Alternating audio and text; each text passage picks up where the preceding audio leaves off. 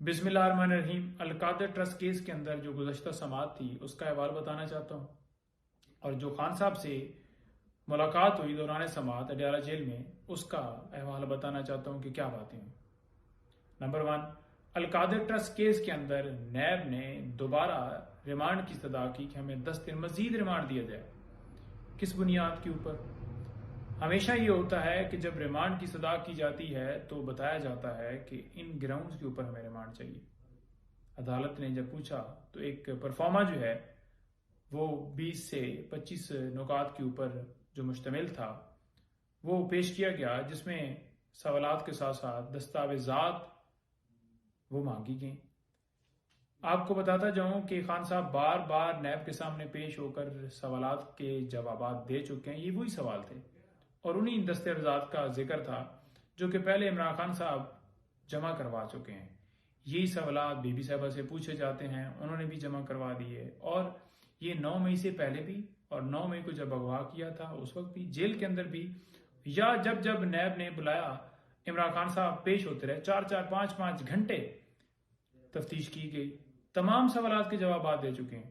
اب ایک سوال کو اگر 1000 دفعہ پوچھا جائے گا تو بندہ جواب دے بیٹھا ہے، تو پھر آپ کیا کر رہے ہیں؟ یعنی کہ یہ کہنا کہ نیب جو ہے پولیٹیکل انجینئرنگ نہیں کر رہا، تو جو واضح طور پر نظر آتا ہے کہ یہ کیسے جھوٹا کیس تھا، اور سائفر کی طرح، اور توشہ خانہ کی طرح، یا دیگر کیسز کی طرح، اور اس کے اندر کارروائی بھی اسی طرح سے چلائی جا رہی ہے۔ عدالت نے 4 دن مزید تفتیش کی اجازت دی ہے۔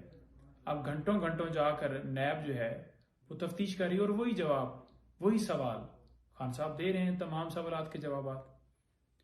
تو یہ ہوئی وہاں پر القادر ٹرسٹ کیس کے اندر جو ہے سماعت۔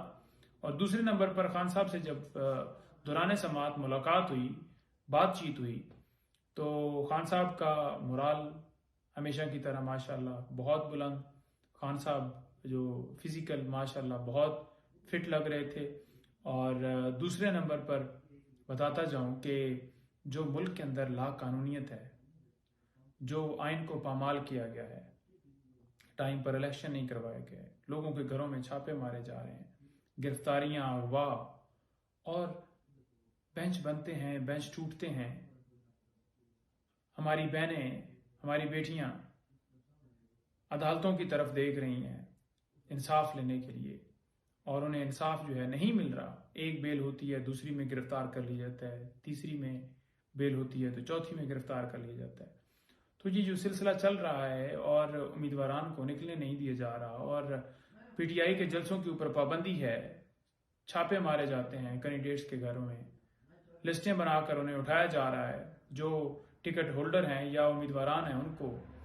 تو خان صاحب اس کے اوپر بڑی گہری تشویش کا اظہار کرتے ہوئے یہ کہا کہ یہ پاکستانی جو ہیں ان کی توہین ہو رہی ہے، پاکستان کے لوگوں کی توہین ہے، اور یہ توہین کیسے کر رہے ہیں کہ ان کو ان کا حق نہیں دیا جا رہا۔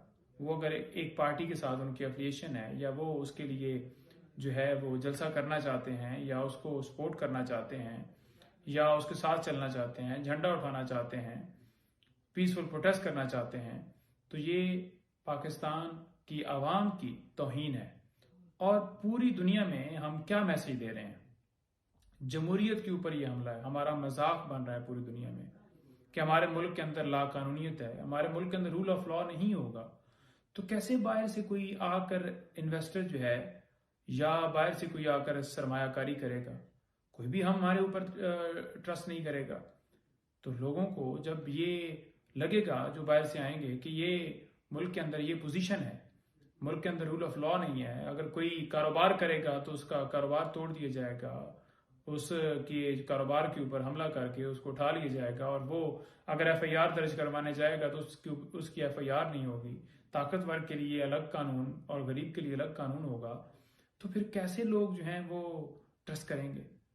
تو انہوں نے بڑا واضح طور پر کہا کہ اس کے اندر دیکھیں، عدالتوں کو بڑا واضح طور پر جو ہے اس کے اوپر اس معاملے کو ٹیک اپ کرنا ہوگا، اور بنیادی انسانی حقوق کی جو خلاف ورزیاں ہیں اس کے اوپر ایکشن لے کر اس کا جو ہے لوگوں کے حقوق کو ہے ان کا تحفظ کرنا ہوگا، تبھی ملک کے اندر جو ہے وہ رول آف لا جو ہے وہ ہو سکتا ہے، اور ملک کے اندر فری اینڈ فیئر الیکشن جو ہیں وہ فوراً ہونے چاہیے. نگران حکومتوں کا یہ کام نہیں ہے کہ لوگوں کے گھروں میں چھاپے مروانا. ان کا کام کیا ہے؟ ان کا کام یہ ہے کہ الیکشن تک انہوں نے جو انتظامی معاملات ہیں یا روزمرہ کے چلانے کے لیے اس میں باقاعدہ طور پر معاونت کرنی ہے. لیکن یہاں پر جب آپ دیکھتے ہیں کہ جو وزیر داخلہ ہیں وہ بڑا واضح طور پر کہتے ہیں کہ عدالتوں کا لاڈلا ہے عمران خان، سمجھ سے باہر ہے بات. تو جب نگران حکومتیں اس طرح سے ایک پارٹی کی نمائندگی کریں گی، اس کو پروٹوکول دیں گی، ان کے جلسوں کو پروٹوکول دیں گی، ان کو سلوٹ مارے جائیں گے، ان کو جو ہے ویلکم کیا جائے گا، تو پھر کیسے کہیں گے کہ وہ جو حکومتیں بیٹھی ہوئی ہیں وہ غیر جانبدار ہیں؟ کوئی بھی نہیں کہے گا. اور اس الیکشن کو کوئی کیسے مانے گا کہ وہ فری اینڈ فیئر الیکشن ہے؟ تو لہٰذا یہ بھی اس وقت بھی ٹائم ہے کہ ٹائم سے پہلے جو ہے یہ ساری چیزیں کر لی جائیں.